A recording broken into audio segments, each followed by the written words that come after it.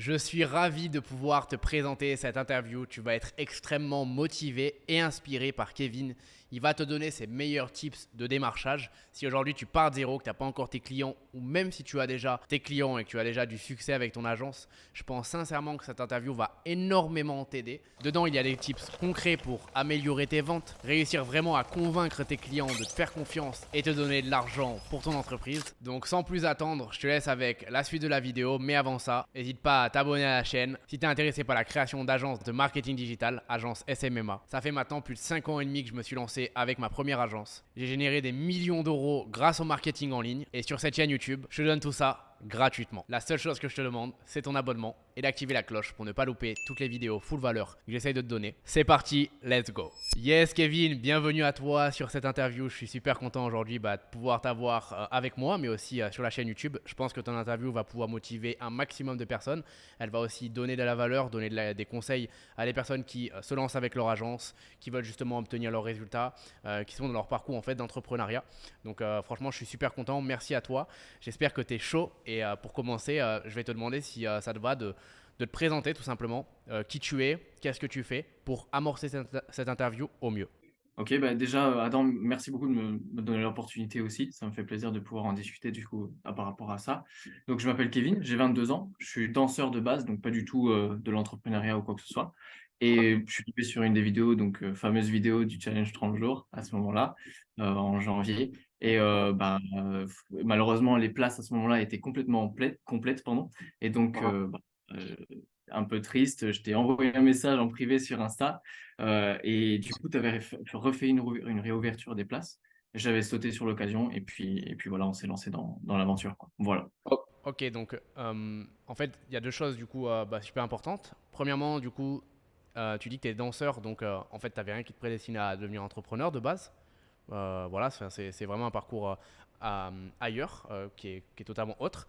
Et deuxièmement, ma question c'est, est-ce que du coup, tes vraiment premiers pas dans l'entrepreneuriat, donc t'entends parler d'entrepreneuriat, c'est-à-dire en janvier de cette année, janvier 2023, ou est-ce que tu avais déjà un peu entendu parler d'entrepreneuriat, d'agence éventuellement avant ça? Alors, j'avais entendu, ça fait un an, je me suis lancé dans tout ce qui est business, d'abord dans l'immobilier. J'avais fait une formation en immobilier. Ensuite, Ok. 6 mois après, j'avais changé. J'avais fait une formation en e-commerce. Ensuite, c'est là où je t'avais découvert avec la vidéo d'Yomi. Ensuite, du coup, après, je suis tombé sur l'agence. Et là, j'ai trouvé qu'il y avait quand même un petit lien avec le e-commerce. J'avais déjà les bases, tout ce qui est business manager, enfin, publicité Facebook, etc. Et du coup, j'avais trouvé l'agence enfin, business model de l'agence qui était vraiment intéressant. Je me suis dit, il faut que je me lance et cette fois, je vais jusqu'au bout. Et voilà, j'avais un petit peu testé, j'étais pas trop satisfait de moi-même. Et puis voilà, donc là, je décide d'aller jusqu'au bout avec l'agence. Voilà. Ok, super. Donc ouais, c'était pas en fait depuis janvier que tu as commencé à vouloir entreprendre, c'était avant, donc immobilier, dropshipping, donc e-commerce, puis agence. En fait, ce qui est intéressant, c'est que donc, du coup, ton parcours, il y a plein de personnes qui ont les mêmes départs. C'est-à-dire qu'au départ, quand on se lance, en fait, on va tester plein de business avant d'arriver à celui potentiellement qui va nous faire réussir. Donc là, d'abord immobilier, qui est plus un investissement, je pense, qu'un business. Puis ensuite dropshipping, puis ensuite agence. Et dans toutes les interviews que j'ai fait à l'heure actuelle, eh ben, il y a beaucoup, beaucoup de personnes justement qui ont enchaîné en fait de business en business. Donc pourquoi toi, par exemple, à ce moment-là, tu étais parti pour faire du dropshipping, de l'e-commerce. Pourquoi tu décides en fait de te lancer dans l'agence? Qu'est-ce qui en fait fait le switch? C'est comment t'en es venu à arriver là?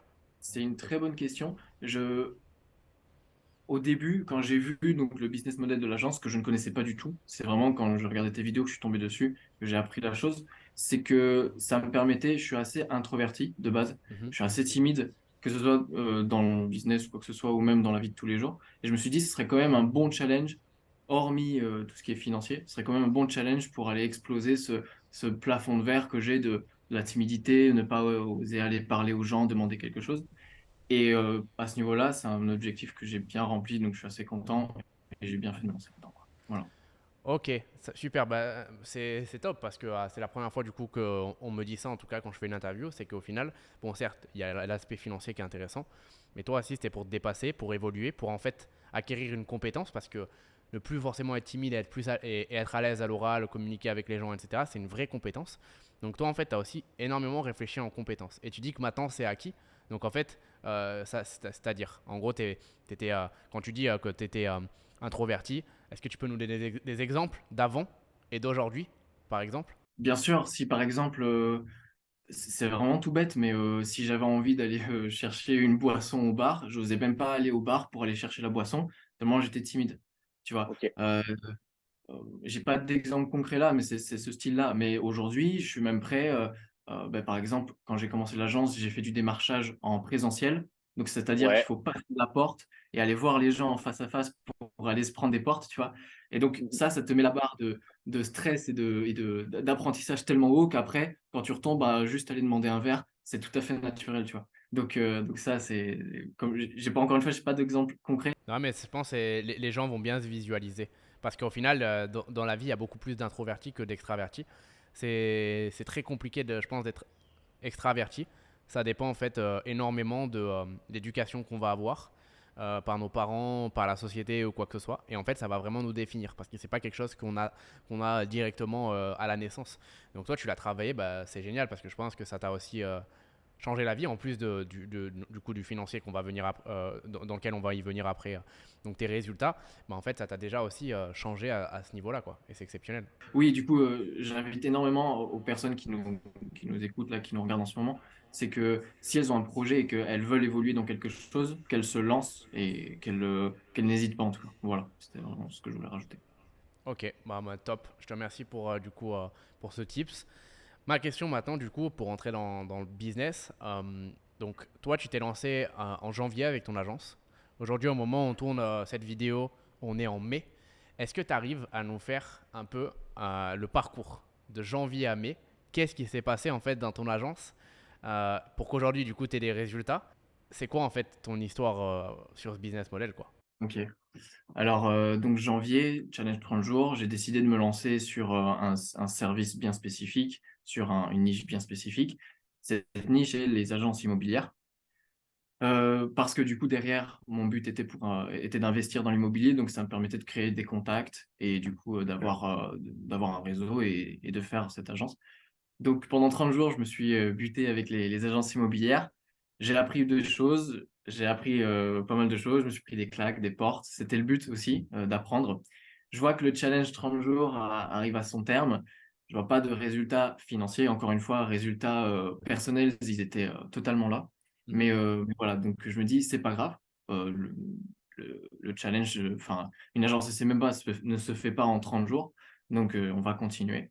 Et là, je décide de bifurquer sur un autre service, enfin sur le même service, mais sur une autre niche, qui sont les cuisinistes. Et donc là, je me suis lancé. Pourquoi tu fais ce switch si je t'interromps en 2 secondes, pourquoi tu décides en fait de changer?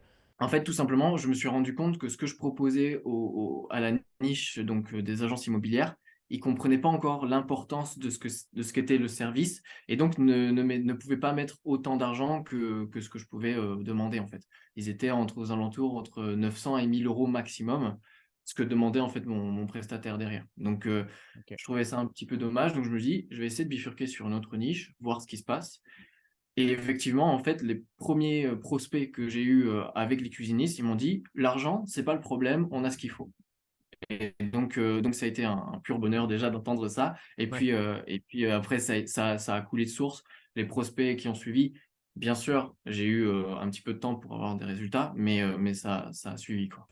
Ok, donc en gros, comme quoi avec un petit switch d'offre d'avatar client là en l'occurrence, parce que soit en général c'est l'offre qui va pas correspondre, le produit, le prix ou peu importe, soit ça peut être l'avatar client. Avec un petit réajustement, déjà, ton business peut changer entre guillemets, simplement en franchissant le pas. Ok, donc en fait, donc, à ce moment-là, tu décides de changer vers un nouvel avatar client et tu as ton premier client quand tu changes au bout de combien de temps?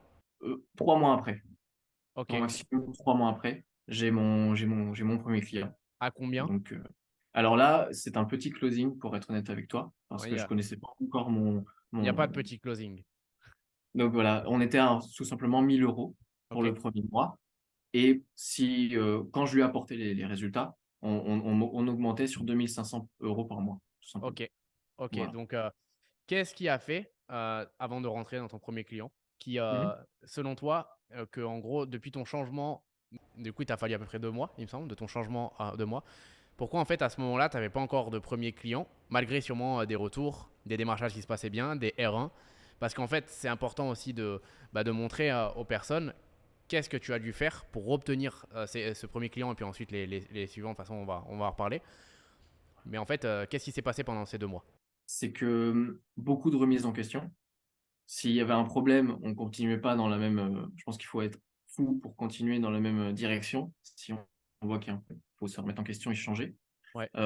Et surtout, plus de confiance en soi. Comme je t'ai dit, plus tu vas en faire, enfin, plus tu auras de R1, de call call, etc., plus ça va venir naturellement. Et je pense que c'est aussi ça, c'est la proximité et être naturel en fait avec le prospect qui va amener toute cette différence.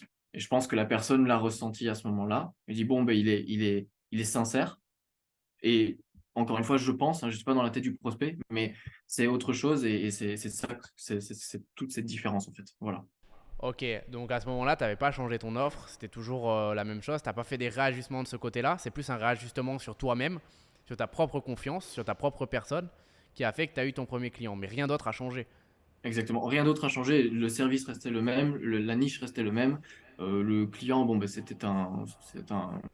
un directeur d'entreprise, enfin de Ouais. magasin, donc il n'y avait pas de changement non plus. Et voilà, c'était vraiment, encore une fois, euh, si tu changes une petite chose chez toi, ça peut tout bouleverser, quoi. Voilà. Waouh, c'est super intéressant et important du coup pour les personnes qui nous écoutent. En fait, en vrai, moi, ce que j'apprends du coup en général aux gens, c'est que si on n'a pas encore des résultats, les résultats qu'on vise, on doit changer un truc. On ne doit pas changer 1000 trucs, on doit changer un truc. Donc parfois, ça vient de nous. On doit prendre plus confiance, on doit prendre plus en produit, on doit se former dans la vente. Parfois, ça va être dans notre démarchage. Donc peut-être qu'on fait mal les choses. Parfois, ça peut être dans notre offre. Parfois, comme toi au départ, ça peut être dans notre avatar client. Euh, mais en fait, il faut identifier qu'est-ce que justement aujourd'hui, qu'est-ce qui ne va pas, et améliorer uniquement, de façon vraiment focus, cette chose-là. Et toi, du coup, bah, ton client, il avait l'argent parce qu'ils t'ont dit que ce n'était pas un problème, l'argent. Donc, comme tu le sais, bah, ça veut dire qu'il y avait autre chose. Et donc, peut-être que justement, bah, tu les entraînais pas assez avec toi. Et en fait, tu as réussi justement à passer ça. Et félicitations, du coup, parce que passer de introverti à closer du coup sur 1000 puis 2500 et puis ensuite on verra pour la suite, c'est vraiment top. Donc moi j'aimerais te poser la question au niveau du démarchage. Quelle méthode tu as utilisée et pourquoi? Eh bien, au début, j'avais utilisé le présentiel, comme je te disais, avec Pour les les agences agences immobilières. immobilières. Ouais, Ouais. exactement. Et ensuite, je suis passé sur le call call. Ok. Pourquoi? Donc, le call call, pour ceux qui ne savent pas, c'est de l'appel à froid. Voilà, je Ouais. sais pas si vite fait. Et donc, pourquoi? Ben, encore une fois, pour justement me challenger sur ce côté appeler et devoir parler, en fait. Tu vois? Même si je suis timide, j'avais fait un peu de théâtre quand j'étais plus jeune, donc j'essayais de. Enfin, normalement, j'ai une bonne élocution, j'essaye encore. Et du coup, voilà, le call call était le mieux. Le mail, pour moi, c'est pas fait pour moi. Tout ce qui est message, c'est pas fait pour moi. Donc voilà, j'ai préféré cette méthode. Ah, c'est super intéressant parce que de base, moi je dis toujours aux personnes d'apprendre, enfin de choisir la méthode de démarchage avec lequel ils vont avoir le plus de facilité. Et toi, tu es vraiment allé avec sur laquelle pardon, tu vas le plus te challenger. Et donc avoir quand même des difficultés parce que call calling, c'est très compliqué pour les personnes qui nous regardent. Déjà, il faut être discipliné, il faut le faire tout le temps. De toute façon, tu vas nous en dire plus après, mais c'est pas si facile. Donc, ok, présentiel donc avec les agences immobilières, call calling. Qu'est-ce qui a fait la différence en fait quand tu fais du call call tu arrives à avoir justement des R1, tu arrives à accrocher le client et pas du tout en fait. C'est quoi tes meilleurs tips dans ton aventure avec le call calling en démarchage? C'est une très bonne question. Au début, les tout premiers call call que je faisais, c'était bonjour, je suis une agence, je peux vous apporter ça, qu'est-ce que vous en dites? Ouais, Et ouais. donc, dès qu'ils entendaient ça, c'était non, on est démarché 30 fois par jour, ça sert à rien, merci, au revoir. Ok, ok. Il faut pouvoir parler la langue du prospect, enfin la langue de sa niche en tout cas. Ouais. Je sais qu'avec les cuisinistes, petit tips en Golden Nuggets si vous voulez, c'est que quand on parlait de apporteur d'affaires, ils avaient les yeux qui pétillaient. Et donc j'axais mon script sur apporteur d'affaires, apporteur d'affaires, apporteur d'affaires. Et de là, ils étaient aux anges. Ils disaient, oui, bien sûr, on a l'habitude de travailler, on se prend un appel quand, machin. Et donc, c'était plus facile que jamais, quoi. Ok, donc tu leur disais quoi par exemple quand tu les avais au téléphone, quand tu commençais vraiment à être rodé? Oui, bonjour, je m'appelle Kevin, je suis apporteur d'affaires pour les cuisinistes. Je sais que j'ai des contacts sur votre région. Est-ce que ça vous dit qu'on en discute dans un R1, enfin dans un rendez-vous rapidement, quoi. Ok, Je l'ai résumé, mais c'est à peu près ça. Et ok. les mecs, ils disaient, oui, oui, bien sûr, avec plaisir. Et voilà, quoi. Waouh, super. À ce moment-là, du coup, tu faisais combien d'appels par jour? Et c'est quoi tes résultats en termes d'analyse, de données, pardon? Euh, Mes résultats en termes de données, donc je les ai notés, j'avais mes premiers R1 pour un script. Donc j'avais proposé plusieurs scripts dans ma tête. Je les avais notés. Le premier script, j'étais à 200 appels pour 34 R1. C'est Ok, un beau taux de conversion. ouais, Ensuite, j'en avais fait 70 pour 3 R1, ok, un petit peu plus bas. Mais par contre, dans les 3 R1, j'ai eu un closing dans ce 3 R1. ok, Parce que pour le deuxième script, j'étais un petit peu plus honnête. J'étais un petit peu plus transparent, comme je disais tout à l'heure. Voilà, tout simplement. ok. Et tu faisais combien t'arrivais en fait à réaliser d'appels à froid euh, par jour, du coup? Et c'était quoi ta routine en fait de démarchage? Parce que faire de l'appel à froid, c'est très compliqué en démarchage, c'est pas facile. Je pense que c'est même plus compliqué que du mail, entre guillemets, pas forcément pour avoir des résultats, mais pour garder le cap, pour être discipliné. Donc c'était quoi ta routine en fait de démarchage exactement? Vu que j'avais mon travail en parallèle, donc c'était un petit peu compliqué. Donc j'ai essayé d'optimiser tout ça. Mais de 10 heures à midi, j'appelais. Je tabassais les numéros de téléphone, je scrapais le week-end. Et ben justement, scraper avec les logiciels qu'on vous donne dans la formation, c'est en fait tout simplement pouvoir rechercher des contacts ou en tout cas les contacts de vos prospects le plus rapidement possible. Voilà. Et donc je Ok, faisais ça le week-end, j'en scrapais peut-être 100, 200. Et ouais, ensuite, la semaine, j'en faisais une vingtaine, une trentaine par jour. Donc ok. 20, 30 appels. Et sur ça, à la fin, je sais que sur une journée, je pouvais décrocher entre 4 à 6 R1. Voilà. Incroyable. Est-ce que, pour un petit challenge, je dis ça, je dis rien, enfin c'est pas du tout prévu, ça te dit de le faire sur YouTube et en gros que les gens te voient faire du cold calling ou pas? Ouais, bien sûr, carrément. Je me suis déjà filmé en train de le faire, donc carrément. Eh ben écoute, on peut s'organiser ça. Voilà, prochaine vidéo YouTube, parce que je sais que ça pourrait être un très très bon suivi pour les gens, parce que c'est une compétence, je pense, que tu as aujourd'hui qui vaut de l'or, hein, le cold calling. Arriver en fait à attirer de l'attention d'une personne qui ne connaît pas. On a l'habitude de se faire à chaque fois appeler, de se faire ennuyer au téléphone. Et puis derrière, de lui proposer un autre rendez-vous, c'est déjà un exploit. Et puis en plus de closer, c'est déjà aussi un exploit. Ça serait vraiment incroyable d'arriver justement à te voir le faire. Donc voilà, ça m'a donné une petite idée. Donc on organisera ça. Ok, ok, super. Donc en gros, dis-moi si je me trompe, mais tu as quand même relativement réussi à avoir une discipline de le faire tous les jours. Le week-end, tu scrapais. Les jours de la semaine, à la même heure, tu appelais. Qu'est-ce qui t'a donné en fait cette discipline qui est tant dure à avoir lorsqu'on commence? C'est une très bonne question, encore une fois. Je pense, bon, le côté danseur aussi, donner cette rigueur, mais Ouais, même pas. Je pense que mon objectif, que je voulais atteindre en tout cas, m'a donné tellement de, comment dire, d'énergie pour pouvoir le faire que tous les matins, même si c'est difficile de prendre le téléphone et d'appeler 20 personnes, que tu sais que tu vas te ramasser peut-être 15 portes sur les 20 personnes, tu dis les cinq personnes qui auront accepté, parmi eux, c'est peut-être une personne qui va changer ta vie, tu vois. Et ce serait con de ne pas le faire juste parce que tu n'as pas envie ou tu as la flemme. Voilà.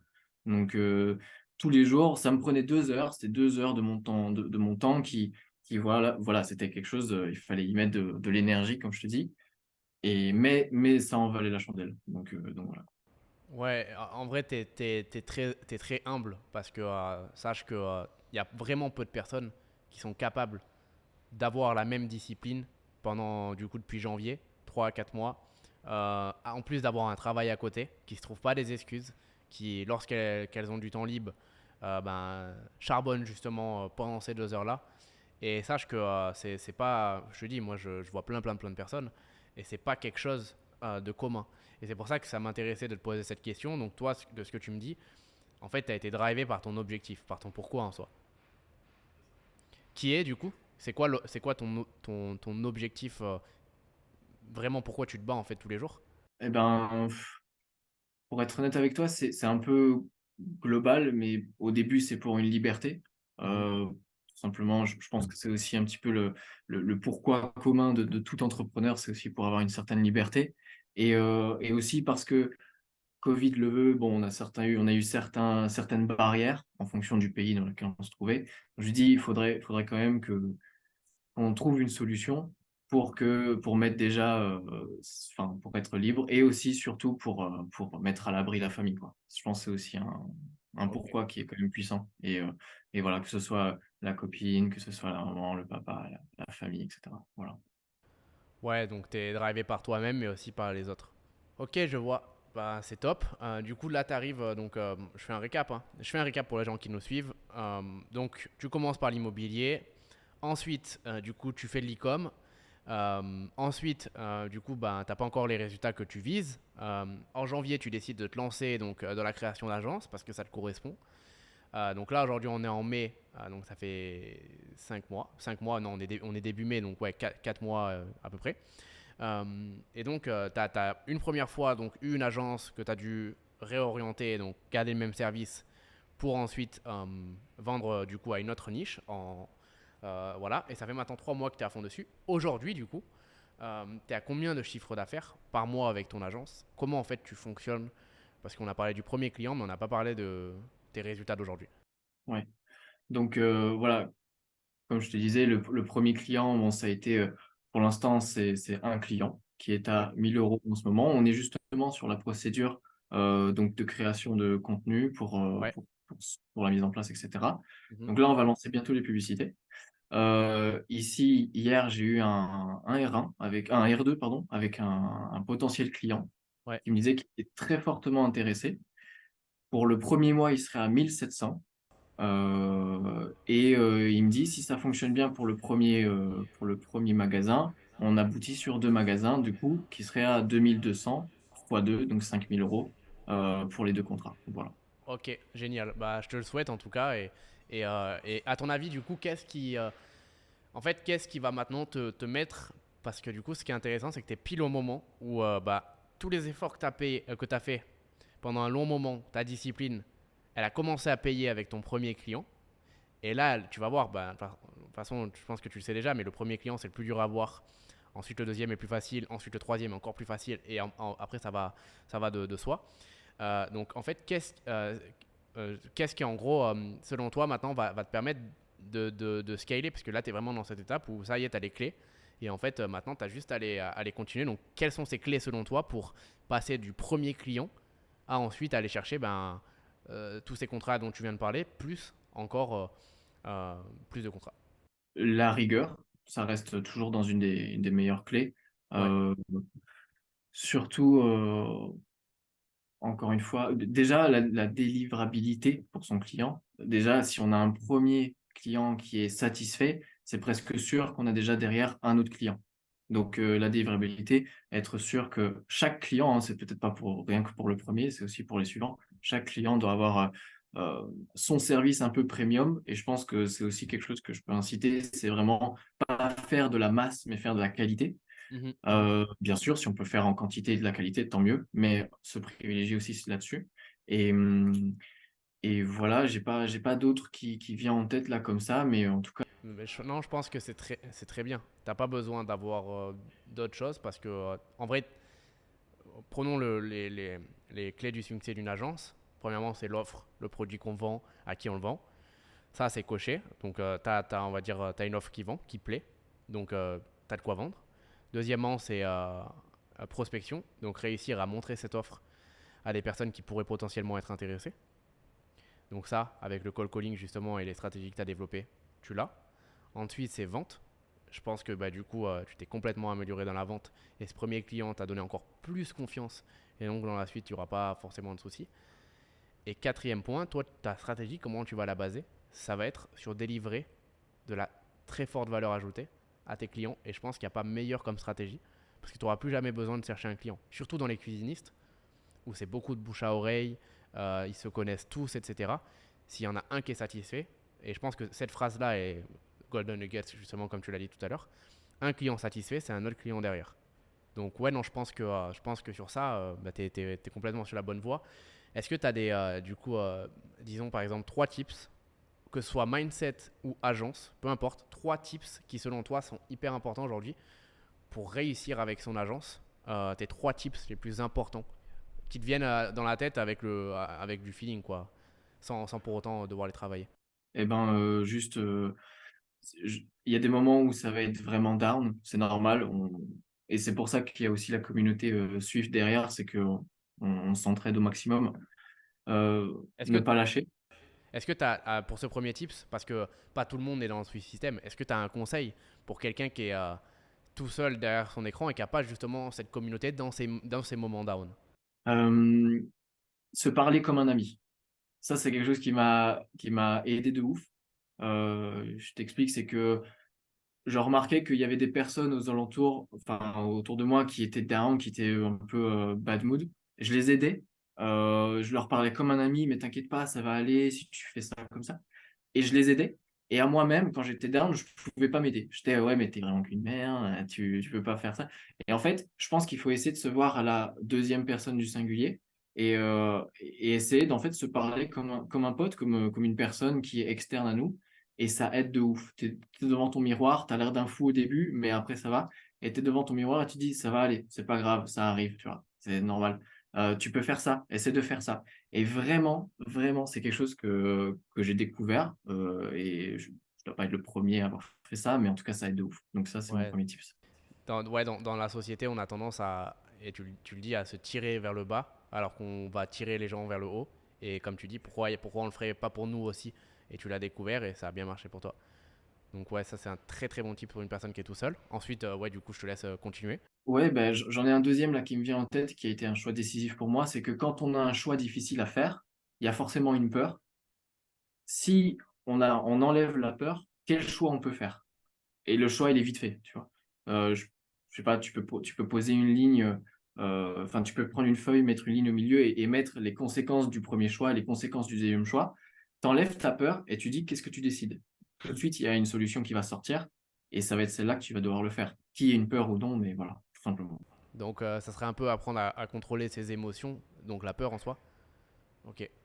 De manière physique, tu vois. Souvent, on est là, on est dans sa peur, si c'est psychologique, mais le mettre sur feuille, ça permet de, je sais plus qui disait ça, mais écrire le problème, c'est déjà 50% de réussite, enfin, quelque chose comme ça, je pourrais plus te dire exactement, mais c'était Ouais, une, ouais, totalement. voilà.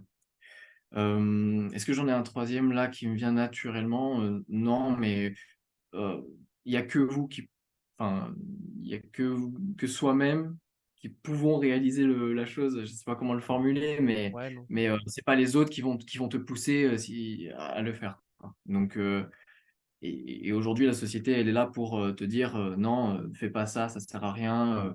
Et c'est pas négativement, hein, ils veulent te préserver, ils veulent que tu ne sois pas blessé, etc. Mais si tu as un rêve et si tu sais que c'est possible, vas-y, quoi. Voilà, c'est le troisième tip que je peux donner. Ok, bah super, c'est des bons conseils. Et justement, on t'a donné 3 conseils dans le mindset. Donc t'as pas forcément donné des conseils justement pour développer son agence. Encore une fois, à quel point le mindset, l'état d'esprit, ça guide tout en fait, parce que ben, c'est ça que tu nous as donné, quoi. Exactement, exactement. Ouais, encore une fois, c'est des choses qui me sont venues naturellement. Peut-être un dernier que je peux dire par rapport à l'agence. Ouais, non, ça reste dans le mindset, encore une fois, donc ouais, ça sert à rien. Ouais, donc du coup, non, c'est vraiment, ouais, c'est le mindset. Et c'est pour ça que t'en fais un module dans la formation, c'est parce que c'est aussi très important et c'est le premier module, tu vois. C'est Ouais, important parce que tu vas vouloir arrêter parce que tu t'arrêtes à un premier mur, alors que derrière, en fait, t'as un diamant, t'as de l'or qui est derrière, quoi, tu vois. Donc, ouais, voilà. ouais, non, bah, t'as tout résumé. C'est vraiment la base pour réussir. C'est de commencer en fait à se développer soi-même. En fait, en écoutant ton parcours, vu que tu es hyper humble, on a l'impression que ben, c'est pas. Enfin, si, tu as eu des grosses difficultés, mais en fait, on a l'impression que ces difficultés, elles ont été faciles à surmonter, entre guillemets, pour toi. Et moi, justement, j'aimerais bien que tu montres cet aspect. Quelles ont été justement les plus grandes difficultés que tu as eues pendant ces moments-là avec ton agence? Ou que ça soit des difficultés justement mindset, mais aussi des difficultés techniques qui justement en fait pourraient permettre à des personnes qui les regardent et qui les écoutent en fait de les surmonter et de passer en fait au-dessus quoi. Première difficulté, c'est que au moment du challenge 30 jours, je parle, c'est que Ouais, j'étais ouais. pas encore, je savais pas en fait ce que je pouvais réellement apporter. C'est un peu le syndrome de l'imposteur. Et en fait, je, je proposais quelque chose au téléphone, mais je savais pas en fait ce que je pouvais apporter. Et là, du coup, bah, je me suis dit, ok, bon, déjà, se renseigner au maximum sur ce que vous devez faire, c'est le plus important. Sur sa niche, encore une fois, parler son langage, c'est le plus important. Parce que si par exemple les agences immobilières commencent à te parler de mandats exclusifs, de mandats simples, tu es un peu perdu, tu sais pas quoi lui répondre, tu as l'air d'un con. En plus, si tu lui dis que ça fait déjà 2 ans que tu travailles là-dedans, voilà. Donc voilà. Au niveau technique, euh, je reviens là-dessus, c'est que la plus grande difficulté pour moi que j'ai eue, c'était vraiment de passer à l'action au niveau aller voir les personnes en fait. Tu vois, que ce soit au niveau du présentiel, au niveau de l'appel, ou même en R1, ça a été vraiment la plus compliquée pour moi. Et comment tu as surmonté ça justement pour arriver à prendre des personnes en R1? Eh ben, j'ai une phrase pour moi qui me drive, c'est au pire, ils te disent non, tu vois. Et en fait, à chaque fois que je me répète cette phrase, j'ai du coup un espèce d'interrupteur qui s'allume. Je dis, bah vas-y alors, si ils te disent la pire des choses qu'ils te disent, c'est non. Vas-y, qu'est-ce que ça coûte en fait? Et d'ailleurs, pendant le challenge 30 jours, j'avais fait une grosse feuille en blanc et je l'avais plaqué contre le mur devant moi. Pendant que je travaillais, je dis, ok, dès que j'ai un doute, je lève la tête. Au pire, qu'est-ce qu'ils te disent? Non, bah ok, bah vas-y, tu continues. Et du coup, c'était un petit peu la répétition, le matrixage par rapport à ça. Et c'est vrai en fait. Enfin, ils vont pas te tabasser dans son magasin. Ils vont pas. Au pire, ils te raccrochent au nez, mais c'est tout. Ça m'est arrivé, tu vois. Euh, Au pire, ils disent oui, on en a déjà eu, ou alors on en a marre, et puis ils raccrochent, et c'est tout. Tu l'entends plus parler, tu passes au suivant, et le suivant, il sera plus gentil. Enfin, tu vois. Donc, euh, donc voilà, quoi. À ce niveau-là, ouais, c'est aller de l'avant, ne pas s'arrêter, ne pas prévoir tous les problèmes qu'il y aura, parce que tout ce que vous allez prévoir ne seront absolument pas réels. Donc voilà. Ouais, on a tendance à trop compliquer les choses avant de les faire quoi. Donc ouais, et qu'est-ce que par exemple dans la vente, parce que du coup on parle beaucoup de faire son R1, convaincre, etc. Tu l'as dit tout à l'heure, donc tu as dit deux choses, avoir confiance en ce qu'on vend et ne pas développer en fait le syndrome de l'imposteur, donc réussir à l'arrêter, donc en connaissant son produit, sa niche, etc. et la valeur vraiment qu'on peut apporter, se concentrer sur ça. Et en gros, soi-même, prendre confiance en soi. Donc prendre confiance en son produit, prendre confiance en soi. Est-ce que tu aurais un autre tips pratico-pratique que tu peux donner qui, en fait, quand tu lances dans une discussion, tu as l'impression que la discussion va se tourner plutôt autour d'une vente parce qu'en fait, c'est une stratégie de vente que tu as développée et que tu as utilisée qui marche plutôt bien. Euh, je, enfin, vous l'expliquez très bien aussi de votre côté, mais un truc qui fonctionne assez bien aussi avec les cuisinistes, c'est vraiment la personnalisation. Je sais pas si ça répond à ta question, mais en tout cas, Ouais. avant chaque call, je prends la peine d'aller voir non pas le Facebook du magasin, mais le Facebook du directeur. Tu vois. Si je vois que en décembre, il a mangé des huîtres, c'est qu'il aime bien les huîtres et qu'il est fan de moto, bah, je vais lui lâcher une petite phrase en mode ah, j'ai pensé à vous hier, j'ai mangé des huîtres et je suis allé faire une balade avec mon père en moto. Ce genre de choses, peut-être complètement débile, mais en tout cas, ça permet de casser ce qu'on appelle un icebreaker, hein, une phrase qui permet de tout de suite mettre dans le bain un peu la situation. Et ça peut aussi donner l'ambiance, en fait, tu vois. Donc voilà, pas rentrer tout de suite sur, OK, je vais vous faire une proposition, plutôt quelque chose du style, bon, ben, comment allez-vous? Ça a été votre business? Vous avez fait combien de ventes? Quelque chose de plus naturel, quoi. Encore une Ouais, fois, être ok. naturel, c'est le mieux, quoi. Voilà. Ouais, donc vraiment jouer aussi sur le côté en fait humain et pas que le côté entreprise. Exactement. C'est ce qu'ils recherchent en fait tous les jours et vous allez le voir quand vous allez commencer à faire du présentiel ou du cold call ou même des mails. Ils vont vous dire tous les jours on a les mêmes mails, tous les jours on a les mêmes jours. Donc essayez de diversifier et je pense l'humanité c'est le mieux. Voilà. Ouais, bah c'est totalement vrai. Ce que tu dis, je pense, ça peut faire la différence. Il n'y a pas besoin en fait d'être un vendeur de Wall Street, comme le loup de Wall Street, et en gros avoir des tips, des contrôles, manipulation, influence. Non, en fait, tu es d'accord avec moi? Ouais, je suis d'accord. Et pour rebondir sur ce que tu dis, je suis très mauvais vendeur. J'essaye de le devenir au fur et à mesure en me renseignant, etc. Mais de base, je sais pas vendre quelque chose parce que je suis pas enfin, encore une fois, je suis pas du business. Mes parents n'ont pas été dans le business ou quoi que ce soit, donc j'ai pas cette fibre de vendeur.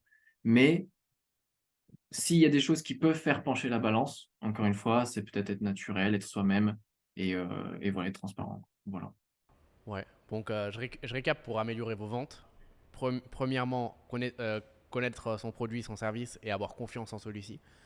Deuxièmement, apprendre à se connaître soi-même et en fait prendre confiance en nous-mêmes, donc produit, nous-mêmes. Et ensuite, aller viser et chercher l'humain et pas uniquement la vente. Essayer de créer une différence, pardon, parce que comme le dit Kevin, bah, tous les jours, ces personnes-là sont contactées de la même manière. Donc, essayez de l'amener un petit peu différemment. Et quand vous êtes au téléphone, par exemple, avec cette personne, essayez de taper dans le côté émotionnel et humain en essayant de créer une similaritude entre la passion de cette personne et quelque chose que vous auriez pu faire, par exemple, qui serait corrélé avec cette passion, par exemple. Donc vraiment rentrer en fait et pas oublier que le directeur, avant d'être un entrepreneur et d'avoir une compagnie, bah, en fait c'est un humain qui, le dimanche, va se détendre avec sa famille et aime bien parler d'autre chose que de business. J'ai bien résumé? C'est exactement ça. Et je rebondis aussi sur une chose qui me vient en tête. Beaucoup de valeur, donner de la valeur avant de vendre, en fait. Euh, Exemple, j'ai eu un R1 avec une personne, un R2 même avec une personne qui mettait une équipe en place pour tout ce qui est community management au sein du magasin. Et je lui ai dit, bah, écoutez, euh, vous allez développer un petit peu les réseaux. Et je lui donnais un maximum de conseils sur ce qu'il pouvait faire avec son équipe. Il est reparti du call vraiment ultra satisfait. Ah, ben, je sais que je vais vouloir travailler avec vous, etc., etc. Uniquement parce que je lui ai donné un simple conseil. Un, et ça a suffi pour que lui comprenne en fait que je suis pas là pour lui vendre quelque chose, mais tout simplement pour trouver un partenariat en fait. Voilà, c'est ça, ouais. Voir ses futurs clients comme des partenaires et pas juste des personnes qui vont nous mettre de l'argent dans leur porte-monnaie. Ok, bon bah franchement magnifique, magnifique du coup pour ton parcours. Déjà félicitations pour ton interview, les conseils que tu as donnés.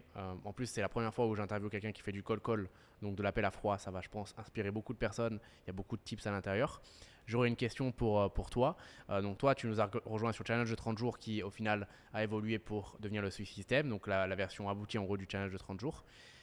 Est-ce que tu aurais un mot à dire à une personne qui nous regarde, qui peut-être hésite à nous rejoindre, qui est tentée par l'aventure mais qui ne sait pas encore, un mot positif ou un mot négatif, peu importe. Le but c'est que tu sois transparent à 100% dans tout ce que tu vas dire.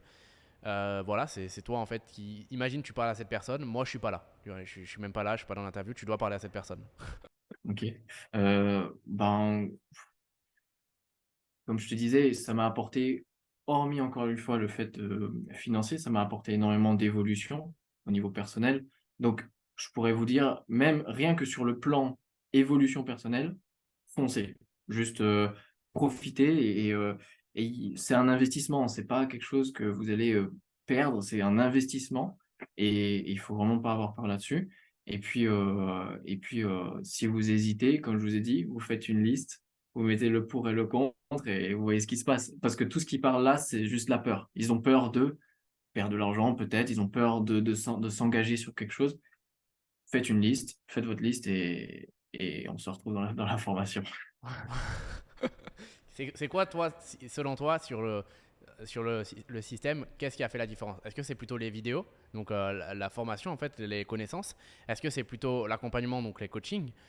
Ou est-ce que c'est plutôt la communauté? Si vraiment tu devais donner quelque chose qui, selon toi, a fait. Parce qu'il y a des personnes qui ne pourront pas investir avec nous, et c'est compréhensible. Des personnes qui viennent juste de terminer leur étude, des personnes qui viennent de perdre leur emploi, et c'est pas possible. Mais si du coup elles avaient un point sur lequel à travailler, ça pourrait être relayé du coup au Swiss System, lequel en fait ça serait sur les trois que je viens de dire. Eh bien, ce serait, pour être honnête avec toi, le coaching Ok. nous fait évoluer énormément parce que bah, au sein du coaching, il y a aussi la communauté, en fait, au final. Donc les coachings sont vraiment ultra intéressants. Si je devais le mettre en deuxième, je dirais la communauté, même si Ouais. pour moi, Tous les jours, on est sur le Discord, tous les jours, on s'écrit. On a créé un groupe pour ce service-là. Je suis sûr qu'il y a d'autres groupes pour certains services qui se baladent aussi. Enfin, tu vois. Donc, dans cette communauté, il y a plein de petits groupes, il y a plein de personnes qui se donnent de la valeur. Et du coup, voilà. Donc, en premier moment, coaching. Parce que, comme je t'ai dit, on peut poser les questions en direct et puis avoir directement de la valeur ajoutée. On note et puis c'est parti. Le lendemain, on continue, quoi. Ok. Bah, moi, du coup, je vais essayer de le transformer pour une personne qui peut pas forcément investir dans un programme. Déjà, la communauté, tout le monde peut l'avoir, peu importe d'où on part. On n'a pas besoin d'argent pour rejoindre aussi une communauté. Bien évidemment, dans ce système, bah, elle est là et donc c'est un bénéfice. Mais si aujourd'hui, une personne qui nous regarde et qui n'a pas d'argent à investir, elle peut très bien, bah, justement, de la même manière que tu viens de parler tout à l'heure pour les clients, apporter de la valeur aux gens. Des personnes qui se lancent aussi, essayer de créer un lien pour au final s'entourer, parce que je pense vraiment que s'entourer c'est super super important. Donc pour ça, il y a besoin de rien d'autre si ce n'est sa motivation. Et au niveau des coachings, bah, là c'est un peu plus compliqué, mais par contre on peut toujours essayer justement d'aller trouver des personnes qui sont expertes dans la thématique auquel on veut se former, et en fait leur apporter aussi de la valeur en échange, bah, tout simplement de la valeur de la part de cette personne. Et moi ça m'arrive tous les jours des fois de donner de la valeur à des personnes qui m'ont donné de la valeur en retour, ou même de faire l'inverse. Si par exemple je veux me former avec quelqu'un qui n'a pas de programme, parce qu'il y a des personnes qui n'ont même pas de programme, je me forme avec lui, bah, je vais essayer en fait de lui apporter par exemple des conseils sur les réseaux sociaux gratuitement, et au pire des cas, bah, c'est pas grave, j'aurais eu un bon feeling avec cette personne. Au meilleur des cas, il pourra aussi m'apprendre et me donner du suivi. Bien sûr, bien sûr. C'est encore une fois apporter de la valeur. Et ouais, la communauté est très importante. C'est ce qui va te faire réussir ou ce qui va te faire malheureusement échouer au niveau familial et s'entourer des bonnes personnes. Voilà, tout simplement. Ouais, non, totalement. Bon, toutes les personnes qui nous regardent, du coup, si vous êtes intéressé pour rejoindre le Sous-Système, premier lien dans la description, vous avez juste à cliquer derrière. Vous pouvez ensuite réserver un appel avec nous et postuler du coup à l'accompagnement, parce que c'est uniquement sous candidature pour le moment. Donc voilà, il faut juste réserver un appel, on s'en appelle. Et puis si vous êtes motivé pour nous rejoindre et que c'est pareil de notre côté, on part ensemble. Et donc vous rejoindrez peut-être Kevin de l'autre côté dans le Sous-Système. En tout cas, Kevin, je te remercie infiniment pour cette interview. Franchement, génial. On n'oublie pas la vidéo call calling. On va essayer de voir pour la mettre ensemble. Ça pourrait être exceptionnel. Vraiment, je pense que ça pourrait être génial et ça pourrait apporter tellement de valeur et tellement de motivation, de boost à des gens qui nous regardent. Donc, on va se recontacter pour ça. Je te remercie. Je ne sais pas si tu avais un mot de la fin à dire ou alors c'est good, on a tout dit. Bah, pour moi, c'est bon. Bah, merci aussi de cette interview. Moi, ça m'a fait plaisir. Et puis de montrer qu'une personne lambda peut tout à fait arriver à des résultats sans aucun problème. Voilà. Je te remercie pour tout et pour ta sincérité. Merci à toi et merci aux personnes sur YouTube. Ciao.